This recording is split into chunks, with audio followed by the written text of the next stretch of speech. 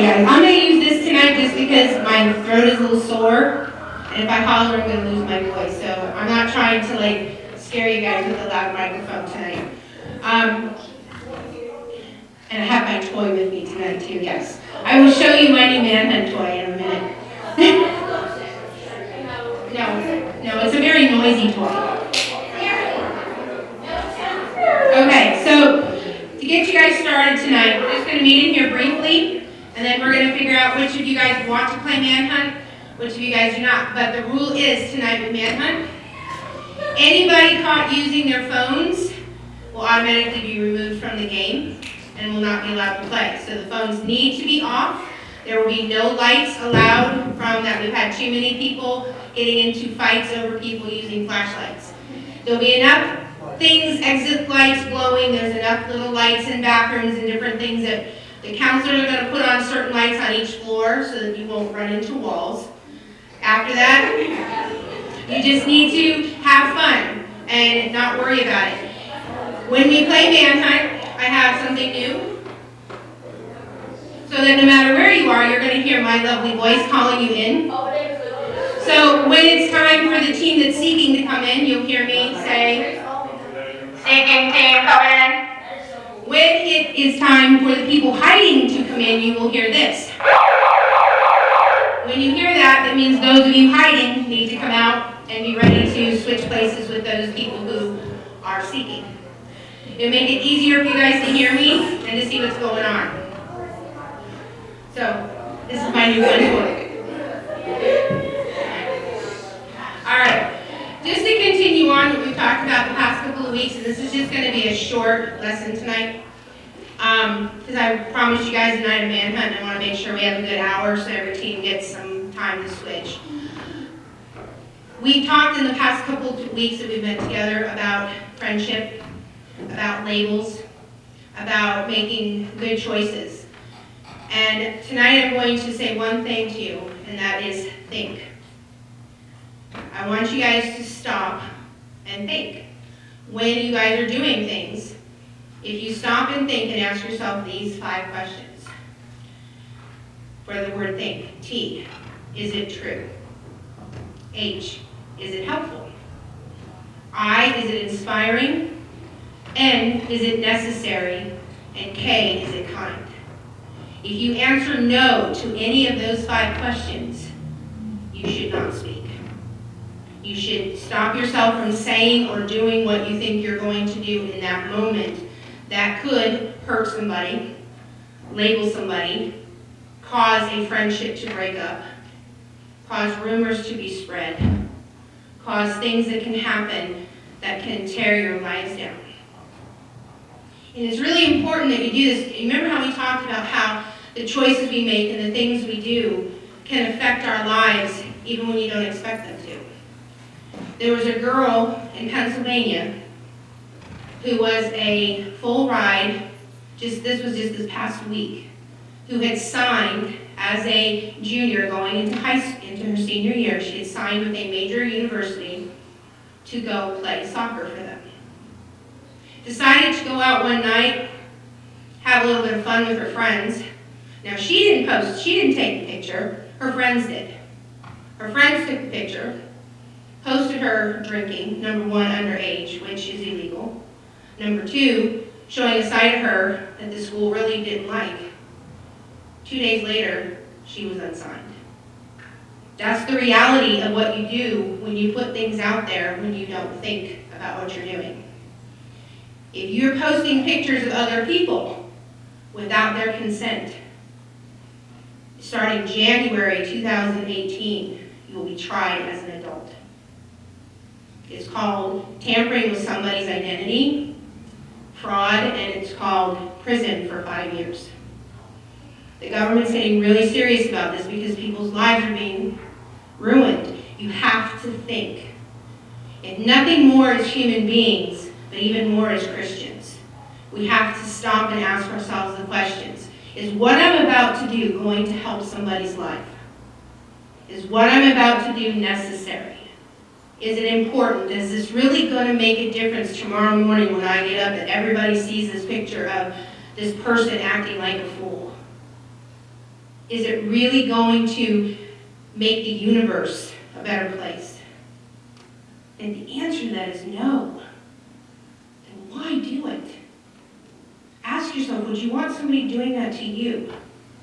Would you want to be the victim of a message that is not true? Because it happens. It happens all too much. And, working in the schools and seeing the things that I see kids all the time doing things unnecessarily that's going to destroy friendships. Number one, that's important. Destroy maybe your future. That's even bigger. And number three, destroy the person who put it out, taking them to a level of inhumanity that they don't want to be a part of. And I tell you guys these things because I believe you're smart enough. A lot of the world doesn't think teenagers are, smart enough to handle these topics, and they think that, teenagers are a generation of people who don't care, that don't have compassion, they just think about themselves. I don't believe that. I believe that teenagers are extremely smart. I think that they have a lot to give to the world, and I think that you have a lot yet to do in this world. And that's why I challenge you guys all the time to think, to make the good choices, to be brave enough to tell your friends, hey, you know what, I'm not going to participate in that because that's not right. If you've ever been on the other end of gossip and you know how bad it hurts when it's untrue, why would you participate in doing that to another human being? So I challenge you guys to think, because it's interesting because I was talking to some of your coaches the other day. I know a lot of your coaches, I know a lot of people in the school. I was actually in your guys' school the other day, and a lot of you didn't see me, and I was walking down the halls and checking you guys out. Not in a creepy way, that sounded bad, didn't it? That's not what I meant. But I was watching the halls, and I have to say that the people that I was able to see, I was extremely proud of, because of the way they were handling themselves in the hallways and the things that they were doing. And in talking to coaches, and when I would tell them, oh, my youth group is this person is in my youth group, and they have nothing but good words to say about you, just reaffirms for me that you guys are very intelligent, compassionate, giving people, and you can live up to what God created you to be. So what I'm going to do for you guys is I'm going to have these, I'm going to give these to you when you leave. I want each one of you guys to take one of these and put it somewhere to remind yourself. Maybe you're going to put it at home, maybe put it inside of a notebook, put it in your locker at school. And it says, before you speak, think. And it has those questions. Is it true? Is it helpful? Is it inspiring? Is it necessary? And is it kind? And at the bottom it says, if the answer to any of these is no, don't speak. And that means don't tweet, don't text, don't Facebook. Stop and don't do it. Because if the answer is no, that means it's going to cause problem either for yourself or for another person. And I challenge you guys to put these somewhere that's going to remind you to do that. I have to remind myself of that all the time. In my job, I deal with a lot of people. A lot of people that challenge me as a Christian all the time. And I have to stop and tell myself to think. Because when you deal with troubled teenagers like I do on a regular basis, I see a lot of things that really, hurt, bother me. I see parents who don't appreciate their kids. I see kids sometimes that are victims of a system that hasn't taken care of them. I see a lot of things, and it's really easy to allow myself to say things that are not kind. And I have to stop and remind myself. I have this hanging in just about every room that I work in to remind myself to think. And I'm 50 years old, so my mind's going, so I have to be reminded. But just take your lives seriously, take your voice seriously,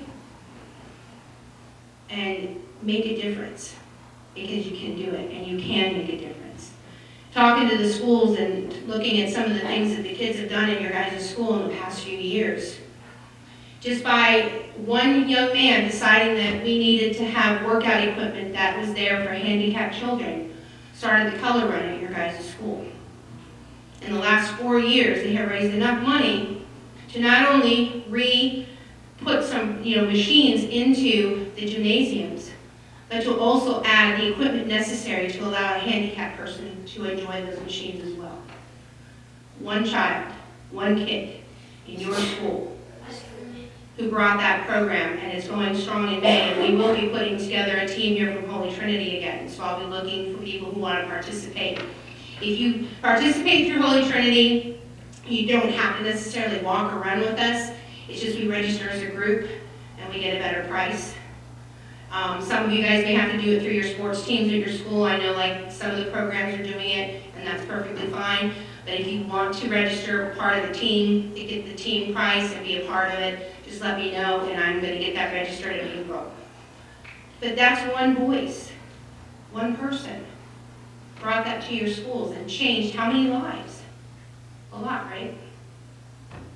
That wasn't my age, that was a teenager. That's how much you guys can do. So when you leave tonight, make sure you grab one of these. And please don't wad it up and throw it away. Put it somewhere that you can look at it and really think about your lives and about the things that you do. Because I truly, truly do believe. I wouldn't have been a youth minister for 31 years if I didn't believe in the power of teenagers and the power of your voices and the things that you guys can do. Because I've seen some incredible things just at this church alone, which we have raised since Kaylee and Maddie's older sisters were in youth group, and we started. Did I say Kaylee and Maddie? Did? Oh my gosh. Okay, I did it to both of you at least. Since Ellie and Chloe's older sisters were here and started the drive, it was their group that came to me and said, we need to raise money for world hunger. I just got our new total from our synod, which is the governing body that oversees the Lutheran Church. $78,960 since 2012. Because a couple of teenagers came up and said, hey, can we raise money for world hunger? See what you can do when we think and we use it the right way. So we're going to continue to work on things. A couple of things that came to mind. We are looking at doing our lock-in. I don't know how many of you guys are involved in a sport for the next. Okay. They have lifted the practice rule for the Saturday after Good Friday because Easter spring break falls right in the middle of the competitive season. So I'm going to text you guys who are in sports, and I would like you to look at your calendars and let me know if that Saturday morning. I already know softball is scheduled an 8 a.m. practice that day. I believe baseball has a 9 a.m. practice that day. I have not heard anything from track. So I'm going to check with you guys. If that is the case, then I'll be looking for a different night to do the lock-in. We may move it to the weekend after Easter and do it that Saturday night, just one weekend later, do it a Saturday and a Sunday morning so it doesn't affect you guys in sports. Because I really don't want you guys going to play sports, especially baseball and softball, really tired. That could be bad. So I'm going to check, but I believe baseball, I know baseball has one in softball, but I haven't heard anything on track yet. So you have a meet that day, Saturday before Easter. So the consensus would be then to move it to the following weekend on Saturday night into Sunday. Is that going to work for people who go to other churches? I'll put the word out to your parents, and if that works, we obviously can't have it that Saturday night because it's Easter morning, and that doesn't work. So I will put a word out to parents. If we do it Saturday into Sunday, you would be done at 8 a.m. It would be up to your parents whether they wanted to make you go to church and fall asleep in the pew or not. But I will find out how parents feel about that, and I will be getting the word out to you guys because they lifted that this year because of the way the schedule hits you guys. Because there's like, for softball, I know there's like 3 games in a tournament. Baseball has a bunch of games that week, and track now has a meet. So that's good to know. Thank you guys. Okay, so here's what we're going to do tonight. Tonight is designated a manhunt night. If you do not want to play manhunt, I'm going to have Miss Amber take you guys to the nursery at the end of the hall, the infant nursery where Jamie is in the morning. And you guys can go in there, play card games, do whatever, but that door needs to remain shut. No tampering with the people who are playing manhunt, okay? If you want to join in later, and you play cards for a while and you think, oh, I want to join Manhunt, just come see me and I'll add you to a team. If you're playing and you decide that you don't want to play Manhunt anymore, please see me and we'll just take you back and let you join in the card games and hanging out in the back nursery.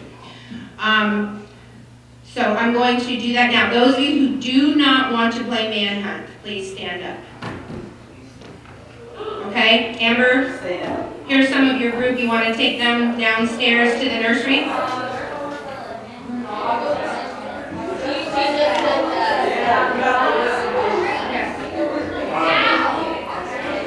The Saturday before, the Friday night before Easter.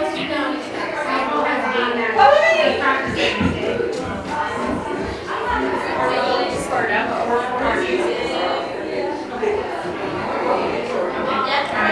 Okay, guys, here's something. Okay, so here's a couple new rules for Manhunt. Just to let you guys know, obviously you guys know that this room and everything in this room is off limits. This is the church. We don't come in here. The choir loft is off limits because we have a spiral staircase and we don't want anybody falling down that staircase. It's not a fun staircase to tumble down. You can hide in any other room in the church. If you go into what we call the historian room, and you guys will recognize that it's on the second floor, and as you go in it, there's like a bunch of books and things on the walls, and you will see an infant pack and play in there. Please do not go in that. It's Scarlett's, and it's kind of very fragile, and if anybody jumps in that, it might fall apart. Ms. Amber has asked us to stay out of it. You can hide in there, just don't go in the pack and play, okay?